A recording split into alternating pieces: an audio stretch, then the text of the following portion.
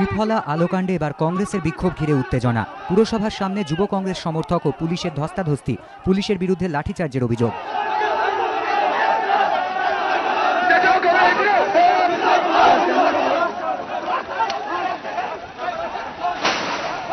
শুক্রবার সকালে ত্রিফলা আলোয় আর্থিক বেনিয়মের অভিযোগ তুলে সিবিআই তদন্তের দাবি জানিয়ে পুরসভা অভিযান করে যুব কংগ্রেস সমর্থকরা। পুরসভার মূল গেটের বাইরে বিক্ষোভরতদের আটকে দেয় পুলিশ। পুরসভার বাইরেই বিক্ষোভ দেখাতে শুরু করেন যুব কংগ্রেস সমর্থকরা। এরপরই পুলিশের সঙ্গে বিক্ষোভকারীদের ধস্তাধস্তি শুরু হয়ে যায়। কংগ্রেস কাউন্সিলর প্রকাশ উপাধ্যায়ের দাবি, ধস্তাধস্তিতে 3 কংগ্রেস কর্মী আহত হয়েছেন। কংগ্রেসের অভিযোগ, পুলিশ কর্মীরা কংগ্রেস সমর্থকদের ওপর লাঠিচার্জ করে, যদিও পুলিশ লাঠিচার্জের অভিযোগ অস্বীকার করেছে। কেন্দ্রীয় সরকারের মন্ত্রীদের বিরুদ্ধে সিবিআই হয়েছে, 2টি সিবিআই হয়েছে, কমনওয়েলথ গেমস সিবিআই হয়েছে। আজকে কেন, কোন কারণে আজকে সিবিআই হবে না?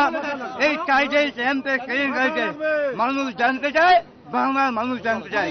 মুখ্যমন্ত্রী নির্বিচারে আছেন, নির্বিচারে। ত্রিফলা আলোকাণ্ডে বেসরকারি সংস্থাকে দিয়ে অডিট করানো থেকে শুরু করে মেয়রের বিরুদ্ধে আর্থিক নয়ছয় সহ নানা অভিযোগ তুলে এদিন পুরসভায় বিক্ষোভ দেখায় যুব কংগ্রেসের সমর্থকরা। যদিও এ ঘটনায় মেয়র দুর্নীতির অভিযোগ তুলে কংগ্রেসকেই কটাক্ষ করেছেন। কংগ্রেসের এই সমস্ত বলার কোনো অধিকার থাকে না, কারণ কংগ্রেস আজকে তাদের নিজেদের ঘর সামলায়।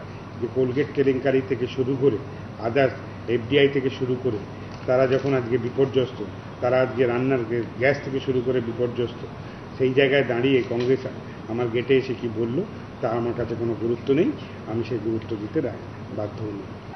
পুলিশ কংগ্রেস কর্মীদের ধস্তাধস্তির জেরে উত্তপ্ত হয়ে ওঠে পুরসভা চত্বর। পুলিশ বিক্ষোভকারীদের গ্রেপ্তার করে লালবাজারে নিয়ে যায়। অর্ণব মুখোপাধ্যায়, এবিপি আনন্দ, কলকাতা।